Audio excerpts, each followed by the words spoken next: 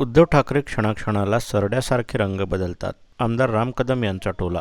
हेच उद्धव ठाकरे देवेंद्र फडणवीसांना म्हणत होते की एकतर मी राहील नाहीतर तुम्हाला संपवेल. मात्र जो दुसऱ्याला संपवण्याची भाषा करतो नियती त्यालाच संपवते.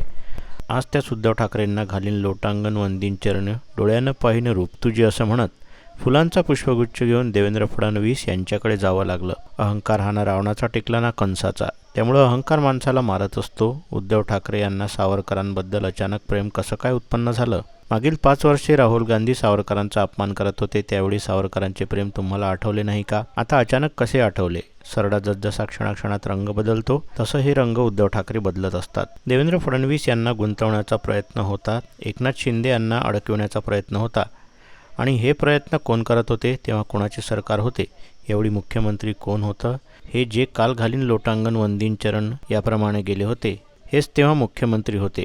त्यांच्या आदेशाने हे सगळं घडत होतं. त्यामुळे नियती प्रत्येकाला आपली जागा दाखवते असे आमदार राम कदम म्हणाले.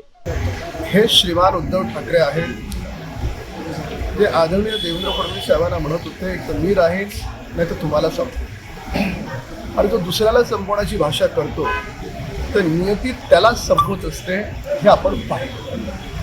आणि आज त्याच उद्धव ठाकरेंना घालील लोटांगण वंदीन चरीन डोळ्यानं पाहिनं रूप तुझे असं म्हणत फुलांचा पुष्पगुच्छ घेऊन देवेंद्रजींच्या दारावर जावं लागलं. तर त्याच्यामुळे अहंकार ना त्रेतामध्ये रावणाचा टिकला ना द्वापारमध्ये कंसाचा टिकला. त्याच्यामुळे अहंकार माणसाला मारत असतो हे आपण पाहिलंय. पण आमची विनंती आहे उद्धव ठाकरेंना की तुम्हाला कधी सावरकरांबद्दल आता प्रेम अचानक कसं काय उत्पन्न झालं?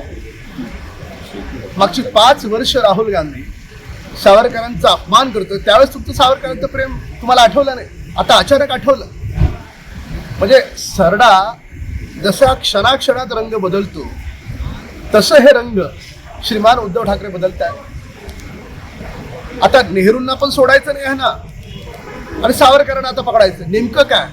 त्याच्यामुळे ही उबाटा ही कन्फ्यूज पार्टी. या पद्धतीनं आदरणीय देवेंद्र फडणवीस साहेबांना गुंतवण्याचा प्रयत्न होता. कशा पद्धतीने एकनाथ शिंदे साहेबांना अडकवण्याचा प्रयत्न होता. आणि हे प्रयत्न कोण करत होता? कोण होतं त्यावेळेस मुख्यमंत्री? हे जे घालील लोटांगण वंदन चरण हे जे काल गेले होते ना देवेंद्रजींकडे तेच मुख्यमंत्री होते.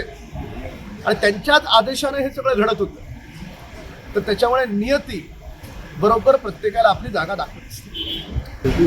खाते वाटप करणं हा सर्वस्व अधिकार आदरणीय मुख्यमंत्र्यांचा आहे. पण जे ऐकायला मिळतं त्या बातमीवरून आज संध्याकाळी उशिरापर्यंत किंवा उद्या पूर्णपणे खाते वाटप झालेलं असतं.